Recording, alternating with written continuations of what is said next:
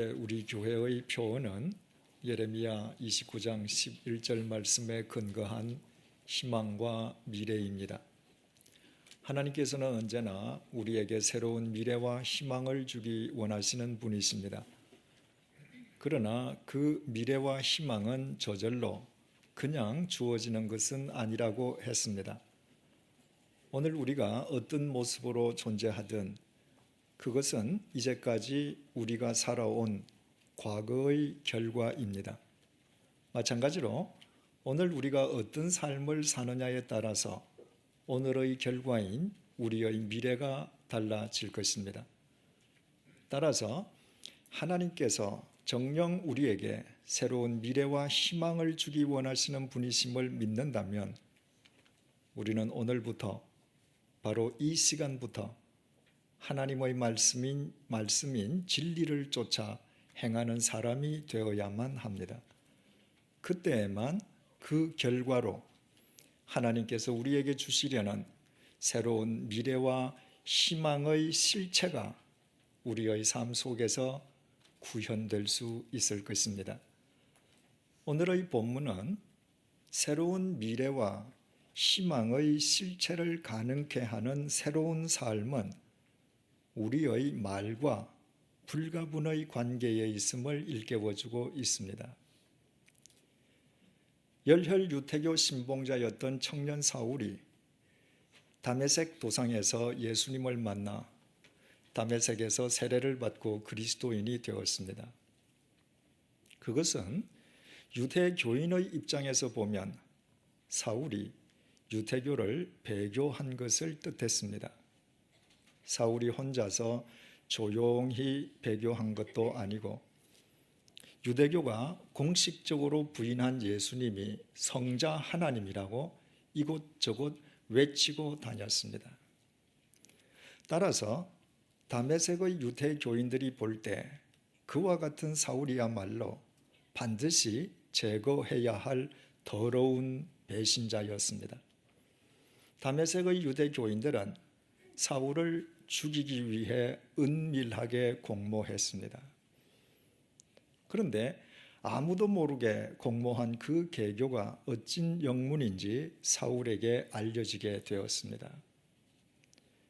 다메섹 유대교인들은 사울을 잡아 죽이기 위해서 군사까지 매수해서 다메섹 성을 밤낮으로 지키고 있었지만 다메섹의 믿음의 형제들이 사울을 광주리에 담아 성 위에서 달아내려 피신시켜 주었습니다. 아무도 모르게 은밀하게 공모한 사울을 죽이려는 계교가 대체 누구에 의해서 어떻게 어떤 경로로 사울에게 알려지게 되었는가? 사울을 광주리에 담아 피신시킨 믿음의 형제들은 구체적으로 누구이며 그들의 수는 또 몇 명이나 되었는가? 우리는 전혀 알지 못합니다.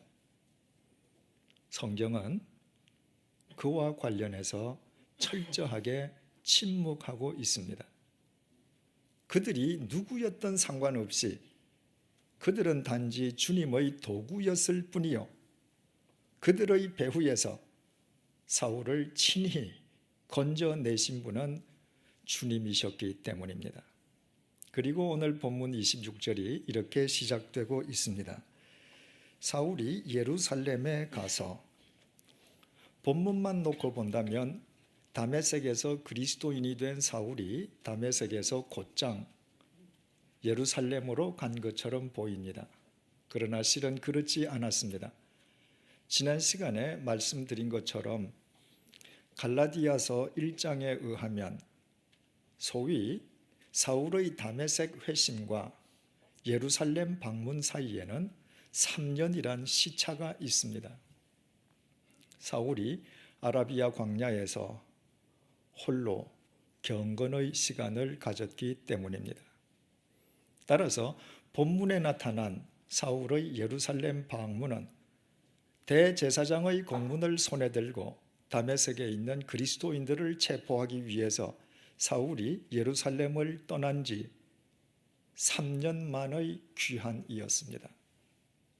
그렇다면 3년 만에 예루살렘으로 되돌아가는 사울의 감회가 얼마나 새로웠겠습니까?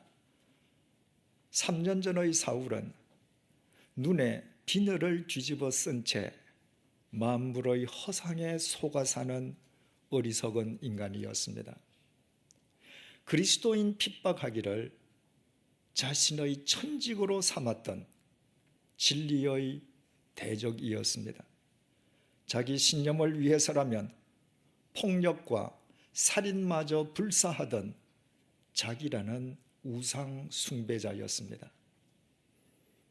그런데 3년이 지난 지금 사울은 비늘 벗은 눈으로 만물의 실상을 바로 볼 수 있는 진리의 증인이 되었습니다. 주님께 자신의 삶을 의탁한 주님의 택한 그릇, 생명의 도구가 되었습니다. 영광스럽게도 주님 안에서 거룩한 성도가 되어 주님의 몸된 교회의 일원이 되었습니다. 이처럼 사울은 3년 전에 비하여 볼 때 완전 새로운 존재가 되어 예루살렘을 향해 올라갔습니다. 사울 개인적으로는 예수 그리스도 안에서 금이 환향하는 셈이었습니다. 그러나 본문 26절이 이렇게 이어지고 있습니다. 사울이 예루살렘에 가서 제자들을 사귀고자 하나 다 두려워하여 그가 제자됨을 믿지 아니하니. 사울이 3년 만에 예루살렘을 찾아갔던 주된 목적은 예루살렘의 제자들과 사귀기 위함이었습니다. 여기에서 제자들이란 예수님의 직계 제자인 사도들을 포함해서 예루살렘에 있는 그리스도인들을 통칭하는 용어였습니다. 우리말 사귀다로 번역된 헬라어 동사 콜라오는 본래 아교로 붙이다는 뜻입니다. 사울이 단순히 예루살렘 제자들의 안면을 익히기 위해서 올라간 것이 아니라 그들과 삶을 함께 나누고 싶어 올라갔다는 말입니다. 이를테면 사울 딴에는 예루살렘 제자들의 동력자가 되기 위해서 3년 만에 예루살렘을 찾아갔습니다. 그러나 사울의 기대와는 달리 예루살렘 제자들이 사울을 동력자로 받아주기는커녕 그들은 다 사울을 두려워하며 스스로 그리스도인이 되었다는 사울의 고백 말 자체를 믿어주지 않았습니다. 예루살렘 제자들에게 사울은 불신의 대상에 불과했습니다. 자신을 유대교의 배신자로 간주하고 자신을 아예 죽여버리려는 유대 교인들로부터 당하는 불신이라면 모르되 자신이 똑같다고 여기는 동일한 그리스도인들로부터 받는 불신이고 보면 이때 사울의 낙심이 얼마나 컸을는지는 능히 짐작할 수 있습니다. 그런데 본문 26절에서 27절을 뛰어넘어 28절에 이르면 26절의 상황과 정반대의 상황이 전개되고 있음을 발견하게 됩니다. 사울이 제자들과 함께 있어 예루살렘에 출입하며 또 주 예수의 이름으로 담대히 말하고 사울을 불신하고 경원하고 배척하고 두려워하던 예루살렘 제자들이 어느덧 사울을 받아들였을 뿐만 아니라 사울은 그들과 동력하며 복음을 전하고 있습니다.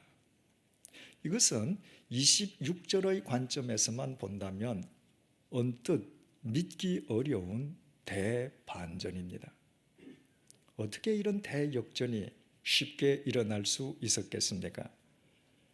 예루살렘 제자들이 사울을 경원했음을 전해주는 본문 26절과 그들이 사울을 자신들의 동력자로 받아들였음을 밝혀주는 본문 28절 사이에 끼어있는 본문 27절은 전하니라는 동사로 끝나고 있습니다. 헬라어 동사 디에게 오마이는 상세하게 설명한다는 의미입니다. 누군가가 사울이 처해 있는 입장을 상세하게 설명해주고 그리스도인 된 그의 신원을 보증하는 말을 해 주었던 것입니다. 사울에 대한 예루살렘 제자들의 두려움과 의혹과 불신을 일거에 해소하는 말을 해준 사람이 대체 누구이며 그가 한 말의 내용이 무엇인지 우리 다 함께 본문 27절을 확인해 보겠습니다. 바나바가 데리고 사도들에게 가서 그가 길에서 어떻게 주를 보았는지와 주께서 그에게 말씀하신 일과 다메섹에서 그가 어떻게 예수의 이름으로 담대히 말하였는지를 전하니라. 그 주인공은 바로 바나바였습니다. 바나바는 사울을 자기 손으로 직접 데리고 사도들을 찾아갔습니다. 그리고 사울에게 그동안 어떤 일이 있었는지 마치 자신이 사울과 함께 그 현장에 있었던 것처럼 소상하게 설명해주고 그리스도인이 되었다는 사울의 고백이 정확한 고백임을 보증해 주었습니다. 갈라디아서 1장에 의하면 이때 바나바가 사울을 데리고 가서 만났던 사도는 초대교회의 실질적 지도자였던 예수님의 동생 야고보와 베드로였습니다. 이 이후에 사울에 대한 예루살렘 제자들의 불신과 의혹과 두려움은 종식되었습니다. 그리고 사울은 자신이 원했던 대로 예루살렘의 제자들과 동력하며 복음을 전할 수 있었습니다. 이런 관점에서 사울에게 대한 바나바의 역할의 중요성은 아무리 강조해도 지나침이 없을 것입니다. 우리는 바나바가 어떻게 사울에 대해서 이처럼 소상하고 정확하게 알게 되었는지, 바나바와 사울이 대체 언제부터 이처럼 긴밀한 개인적인 친분 관계를 유지하고 있었는지 전혀 알 수 없습니다. 이와 관련해서도 성경은 그 어떤 정보나 단서를 제공해 주지 않기 때문입니다. 그러나 성경은 그보다 더 중요한 사실을 우리에게 전해주고 있습니다. 69주 전에 사도행전 4장 32절에서 37절 말씀을 살펴볼 때 생각해 본 것처럼 주님께서는 사울이 주님을 알기도 전에, 알기는커녕 주님을 부정하고 그리스도를 박해하는 주님의 대적이었을 때, 그때부터 이미 사울을 위하여 사울의 인생 길목에 바나바를 포진시켜 두시고 예비해 두셨습니다. 우리 주님께서는 이처럼 시간과 공간을 초월해서 당신의 백성들을 지켜주시고 책임져 주시는 분이시기에 우리가 그 주님께 우리의 삶을 의탁하는 한 주님에 의한 새로운 미래와 희망의 실체가 우리 삶 속에 구현되게 되면 재론의 여지도 없습니다. 이제 우리는 본문을 통해서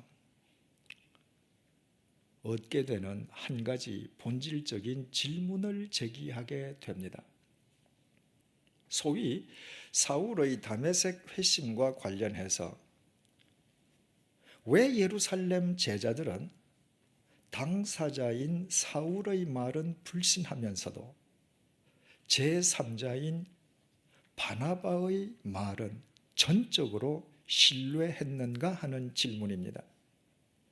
이 질문에 대한 해답은 그동안 두 사람이 추구해왔던 삶의 차이 속에 들어 있습니다. 사도행전 8장 3절은 3년 전 사울의 모습을 이렇게 전해주고 있습니다. 사울이 교회를 잔멸할새 각 집에 들어가 남녀를 끌어다가 옥에 넘기니라. 바로 이것이 3년 전 사울의 실상이었습니다.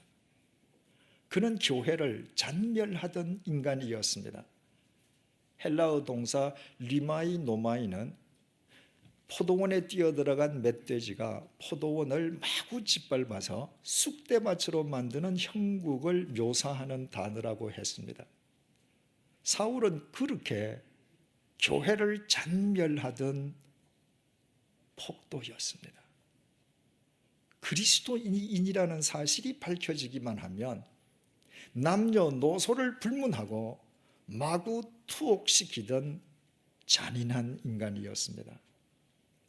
그러므로 예루살렘 제자들은 3년 만에 자신들 앞에 나타난 사울을 3년 전의 사울로 기억하고 있는 것입니다. 사울 스스로 예수 그리스도를 믿고 그리스도인이 되었다는 그의 고백을 예루살렘 제자들은 전혀 믿을 수가 없었습니다. 사울의 전력을 누구보다도 익히 알고 있는 예루살렘 제자들이 볼 때 사울이 스스로 그리스도인이 되었다고 말하는 것은 자신들을 일망타진하기 위한 위장 전술 정도로밖에 여겨지지 않았습니다. 하지만 사도행전 4장 36절에서 37절은 바나바에 대해서 이렇게 증언하고 있습니다. 구브로에서 난 레위족 사람이 있으니 이름은 요셉이라. 사도들이 일컬어 바나바라, 번역하면 위로의 아들이라 하니 그가 밭이 있음에 팔아 그 값을 가지고 사도들의 발 앞에 두니라. 사울과는 달리 바나바는 일찍부터 교회의 본이 되는 그리스도인이었습니다. 자기 물질에 초연했던 바나바는 본래 요셉이라는 본명을 지니고 있었지만 사도들은 굳이 그를 바나바라고 불렀습니다. 위로의 아들이라는 의미였습니다. 그가 예수 그리스도 안에서 얼마나 많은 사람을 위로하고 격려하는 삶을 지성으로 살았으면 사람들이 그의 본명을 제쳐놓고 위로의 아들 바나바라고 불렀겠습니까? 바나바는 이처럼 예루살렘 모든 그리스도인들로부터 전폭적으로 신뢰를 받는 사람이었습니다. 그렇다면 우리는 사울의 소위 다메섹 회심과 관련해서 왜 예루살렘 제자들이 당사자인 사울의 말은 믿지 않았음에도 사울을 옹호하는 바나바의 말은 100% 받아들였는지 그 까닭을 알게 됩니다. 그것은 바나바가 예루살렘 제자들에게 평소에 보여주었던 신실한 삶으로 인함이었습니다. 만약 바나바 역시도 사울처럼 교회와 진리를 잔멸하는 인간이었다면 바나바가 아무리 미사역으로 열변을 토하며 사울을 옹호했다 할지라도 예루살렘 제자 가운데에 그 누구도 바나바의 말을 믿지도 않았을 것이요, 바나바의 말을 듣고 그들이 불신하던 사울을 동력자로 받아들여 주지도 않았을 것입니다. 오히려 가제는 개편이라며 사울을 옹호하는 바나바를 모두들 비웃고 말았을 것입니다. 우리는 바로 여기에서 대단히 중요한 두 가지의 교훈을 얻게 됩니다. 첫 번째 교훈은 한 인간의 말이 지니는 무게는 그의 삶과 직결된다는 것입니다. 진리를 쫓는 사람의 말이 어떤 경우에도 가볍게 다루어질 수가 없고 진리를 잔멸하는 인간의 말 속에 무게가 실릴 리도 만무합니다. 두 번째 교훈은 인간의 관계 속에서의 새로운 실체는 말에 대한 신뢰의 회복으로 이루어지게 된다고 하는 사실입니다. 평소에 신실한 삶으로 인해 자기 말에 대하여 타인의 신뢰를 확보하고 있던 바나바는 자기 주위에 있는 모든 예루살렘 제자들과 더불어 주님께서 주시려는 미래의 실체를 함께 구가하고 있었습니다. 하지만 과거의 그릇된 삶으로 인하여 자기 말에 신뢰를 상실한 사울은 아무리 바른 말을 해도 예루살렘 제자들로부터 철저한 불신의 대상으로 전락해 있었습니다. 그리고 자기 말에 대한 신뢰성을 확보하고 있던 바나바의 해명과 옹호와 보증에 의하여 비로소 자기 말에 대한 신뢰를 확보하게 된 사울은 그때부터야 예루살렘 제자들과 더불어 새로운 미래를 엮어갈 수 있었습니다. 1998년도부터 1998년 가을부터 스위스 제네바 한인교회를 섬기기 시작했던 제가 그 이듬해인 1999년 여름을 맞이했을 때입니다. 여름 방학을 맞아 서울에서 저를 찾아온 가족들과 함께 여행을 하던 중에 스페인의 수도 마드리드 남쪽 72km 지점에 있는 톨레도를 찾아갔습니다. 스페인의 고도 톨레도에는 유명한 알카자르 성이 있습니다. 그 성은 1936년 스페인 내전이 발발되었을 때 좌파 민주주의를 표방하던 공화파와 프랑코를 중심으로 하는 민족파 간의 최대의 격전지였습니다. 그곳에서 벌어진 전투에서 어느 쪽이 승리하느냐에 따라서 대세가 결정될 정도의 중요한 전투였습니다. 물자, 무기, 장비 등 모든 면에서 공화파가 월등하게 우세했습니다. 공화파에 밀린 민족파는 알카자르 성에 갇혀 포위를 당하고 말았습니다. 그것으로 판세는 끝난 것처럼 보였습니다. 하지만 성 안에 갇힌 민족파는 탁월한 지도자인 모스카르도 대령의 일사불란한 지휘하에 무려 70일 동안을 버티면서 일사항전의 각오로 대응했습니다. 성의 함락이 생각보다 쉽지 않음을 확인한 공화파 지휘관은 마침 성 밖에 있던 모스카르도 대령의 아들 루이스를 인질로 잡았습니다. 그리고 그는 성 안에 있는 모스카르도 대령에게 전화를 걸었습니다. 만약 10분 내로 항복하지 않으면 모스카르도의 아들 루이스를 총살시키겠다고 협박하면서 아들 루이스를 아버지 모스카르도에게 바꾸어 주었습니다. 지금도 알카자르 성을 찾아가면 1936년도 모스카르도 대령이 지휘본부로 사용하던 그 사무실 안에는 당시의 모든 집기 비품이 그때 그대로 전시되어 있습니다. 그리고 모스카르도 대령이 바로 그 방에서 성 밖에 있는 공화파 지휘관 그리고 자기 아들과 나누었던 대화의 내용이 스페인어로 전문이 벽에 걸려 있습니다. 그리고 녹음기를 통해서 그 내용이 음성으로도 흘러나옵니다.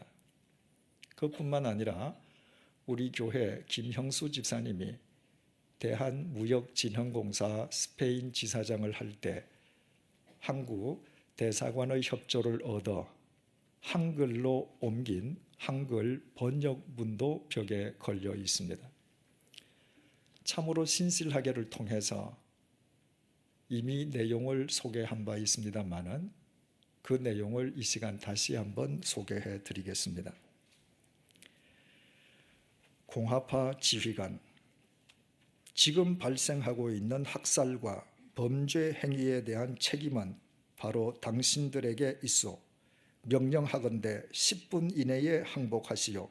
만약 거부할 경우 지금 나의 수중에 잡혀 있는 당신의 아들 루이스를 총살하겠소. 모스카르도 알고 있소. 공화파 지휘관, 나의 말이 거짓이 아님을 입증하기 위해 지금 당신 아들에게 이 전화를 바꿔 주겠소. 아들 루이스, 아버지 모스카르도, 그래 얘야 어떠니? 괜찮아요. 그런데 만약 아버지께서 투항하지 않으면 나를 총살시키겠대요. 그럼 아들아, 너의 영혼을 하나님께 맡기거라. 그리고 스페인 만세를 힘차게 외치고 애국자답게 죽거라. 아버지, 저희 마지막 힘찬 키스를 아버지께 드립니다. 루이스야, 나도 이별의 강한 키스를 너에게 보낸다. 이것이 아버지 모스카르도 대령과 아들 루이스 사이에 주고받은 이 세상 마지막 대화였습니다. 전화를 끊은 루이스는 아버지의 말을 쫓아 하나님께 자신의 영혼을 부탁드리는 기도를 드리고 장렬하게 최후를 맞았습니다. 그리고 청년 루이스의 의연한 죽음으로 인해 전세는 대역전되어 성 안에 갇혀있던 민족파가 대성을 거두게 되었습니다. 그리고 그로 인해 스페인의 역사는 또 다른 전기를 맞게 됩니다. 생각을 해보십시다. 만약 아들 루이스가 보기에 평소 아버지 모스카르도가 형편없는 삶을 사는 인간이었다면 그 경우에도 아들 루이스가 이렇게 행동했겠습니까? 만약 그런 경우였다면 아들 루이스는 자기들로 죽으라고 말하는 형편없는 아버지의 말과는 달리 자기 목숨을 구하기 위해 적군의 협조자가 되었든지 아니면 살기 위해 목숨을 구걸하다가 비굴하게 죽었을 것입니다. 청년 루이스가 아버지의 말을 쫓아 조국을 위해 장렬하게 죽을 수 있었던 것은 아버지의 말을 전적으로 신뢰하기 때문이었고, 그 신뢰의 밑바탕은 신뢰할 수밖에 없는 아버지의 평소의 삶이었을 것임은 의문의 여지도 없습니다. 바꾸어 말씀드리면 죽음 앞에서도 아들이 흔들리지 않도록 아들을 지탱시켜 주었던 아버지의 말의 무게는 그 아버지의 평소 삶으로부터 기인한 것이었습니다. 모스카르도 대령의 주휘본부를 다 둘러본 뒤에 그 방을 나서면서 그때까지 아직 어리던 4명의 제 아들들에게 물었습니다. 우리도 살아가다가 이와 같은 똑같은 경우를 당해서 만약 아빠가 너희들어 모스카르도 대령처럼 하나님께 기도드리고 대한민국 만세를 부르며 조국을 위해서 죽으라고 말한다면 너희들은 어떻게 하겠느냐고 물었습니다. 아이들 중에 대답을 한 아이는 아무도 없었습니다. 아이들은 모두 침묵으로 일관했습니다. 그러나 저는 대답을 재촉하지 않았습니다. 그 질문에 대한 해답은 아이들에게 있는 것이 아니라 그 아이들 앞에서 그 아이들의 아버지로 살아갈 제 삶 속에 있음을 알기 때문이었습니다. 저는 알고 있습니다. 만약 제가 제 아이들 보기에 일평생 진리를 쫓으며 존경할 수밖에 없는 삶을 산다면 그와 같은 똑같은 상황을 맞이한다 할지라도 제 말을 쫓아 제 자식들 역시 하나님께 기도드리고 대한민국 만세를 부르며 조국을 위해 장렬한 최후를 맞을 것입니다.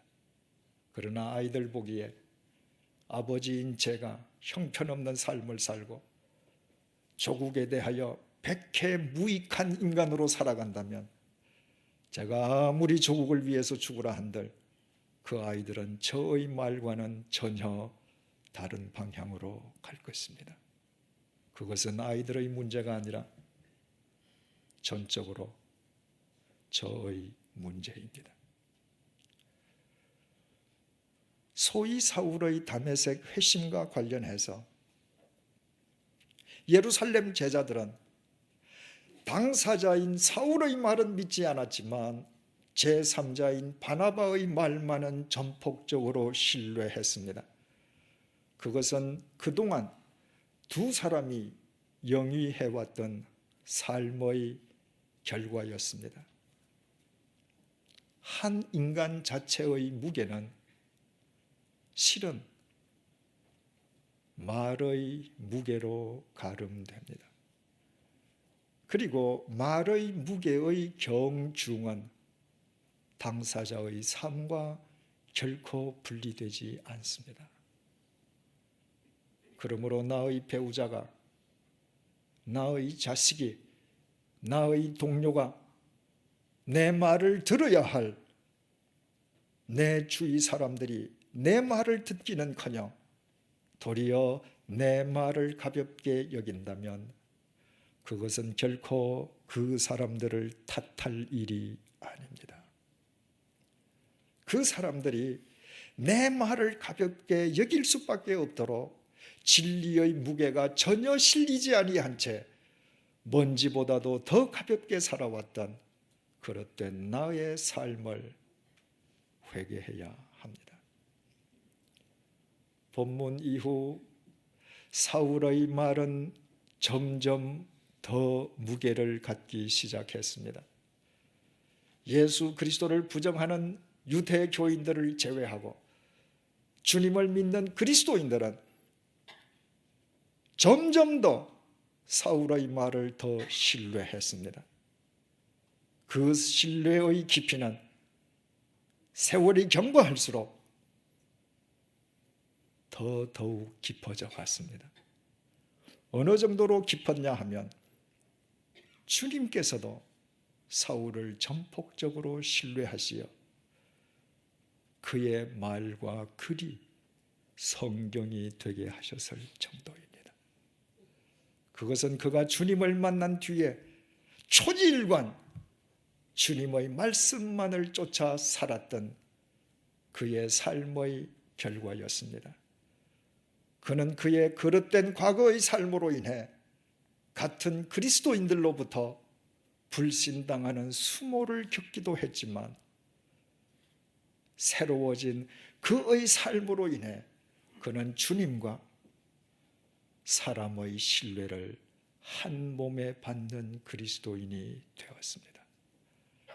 그리고 신뢰를 회복한 그의 말로 인해 그의 인간관계는 말할 것도 없고 인류의 역사까지도 주님에 의한 새로운 미래의 실체를 구가하게 되었습니다. 사랑하는 교우 여러분, 무게가 실린 말만 사람을 살릴 수 있습니다. 신뢰를 지닌 말만 이 세상과 역사의 미래를 새롭게 할 수 있습니다. 신뢰와 무게를 상실한 말로는 내 몸에서 태어난 내 자식마저도 바로 세울 수 없습니다. 신뢰와 무게를 상실한 말로서는 말을 하면 할수록 자식을 더욱 삐뚤어지게 만들 뿐입니다. 말은 인간의 입으로 나오지만 그 말의 무게와 신뢰는 당사자의 삶으로부터 비롯됩니다. 이것이 우리가 어떤 경우에도 예수 그리스도의 말씀 속에 우리 삶의 뿌리를 깊이 내려야 하는 이유입니다. 예수님께서 마태복음 12장 35절에서 37절을 통해 이렇게 말씀하셨습니다. 선한 사람은 그 쌓은 선에서 선한 것을 내고 악한 사람은 그 쌓은 것에서 악한 것을 내느니라. 내가 너희에게 이르노니 사람이 무슨 무익한 말을 하든지 심판날에 이에 대하여 신문을 받으리라. 내 말로 의롭다 함을 받고 내 말로 정죄함을 받으리라. 주님께서 이렇게 말씀하신 까닭은 너무나도 간단합니다. 인간의 말과 삶은 결코 분리되지 않고 그 결과에 따라 우리의 미래가 달라지기 때문입니다. 기도하시겠습니다. 왜 나의 말이 사람들에게 통하지 않는지, 왜 사람들이 나의 말을 신뢰하지 않는지, 왜 나의 말이 공허한 공기의 진동으로 끝나버리는지, 왜 나의 삶이 사람들과의 관계 속에서 새로운 미래를 초래하지 못하는지, 그 이유를 이 시간 본문 말씀을 통해 깨닫게 해주셔서 진심으로 감사합니다. 그 모든 것은 이제껏 내가 그릇 살아온 삶의 결과임을 이제야 주님 앞에 고백합니다. 이 이후로 오직 진리 위에 나의 삶을 고추 세울 수 있도록 도와주옵소서. 진리 안에서 나의 삶이 먼저 신뢰를 회복하게 도와주옵소서. 사람을 위로하고 격려하는 나의 삶으로 바나바가 되게 하시고 주님의 말씀을 쫓는 나의 행함으로 거듭난 사울이 되게 하여 주옵소서. 그 결과로 나의 말 역시 상실한 신뢰를 회복하게 도와주옵소서. 나의 말에 뭇 사람을 살리는 생명의 무게가 실리게 하여 주옵소서. 나의 말 한마디 한마디가 이 세상의 어둠을 밝히는 빛으로 승화되게 하여 주옵소서. 나의 말이 인간 관계 속에서 이 시대의 역사 속에서 주님께서 주시려는 새로운 미래와 희망의 실체를 구가하는 삶의 토대가 되게 하여 주옵소서. 그리하여 말씀이신 주님께서 우리로 하여금 말할 수 있게 해주신 것이 얼마나 큰 은총인지를 날마다 우리의 삶으로 확인하며 우리 모두 주님을 찬양하게 하여 주옵소서. 예수님의 이름으로 기도드립니다. 아멘.